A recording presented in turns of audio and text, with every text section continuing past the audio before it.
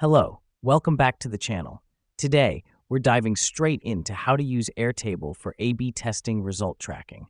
Let's not waste any time and get started right now. Firstly, log into your Airtable account and open up a new base. This is where you'll be storing all your A/B testing data. Setting up a new base is important because it keeps your data organized and easy to find. Now that we've done that, let's create two tables, one for tests and another for results. The tests table will contain details about all your A/B tests, while the results table will hold the outcomes.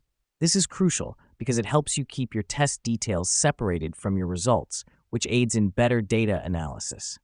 Next up, in the tests table, create columns for test name, hypothesis, start date, end date, and status. This helps us because it provides a comprehensive overview of each test, allowing you to track progress and make informed decisions based on your data.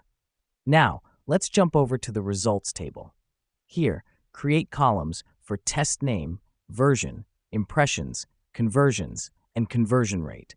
These columns will help you document the outcomes of each test variant, allowing you to see which one performed better. Once you have your tables set up, it's time to start inputting your A/B testing data. Let me explain why this matters. By populating your Airtable, you're building a complete database of your A/B testing results.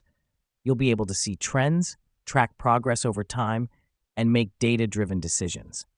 Next, link your results to your tests. Here's what's happening behind the scenes. Airtable is creating a relationship between your two tables. This means that you can view related records from one table in the other. This is a powerful feature that allows you to connect your test details with their corresponding results in one click. Lastly, use Airtable's built-in filters and sorting options to analyze your data. The reason we do this is because it allows us to quickly identify successful tests and understand what's working in our experiments. And there you have it.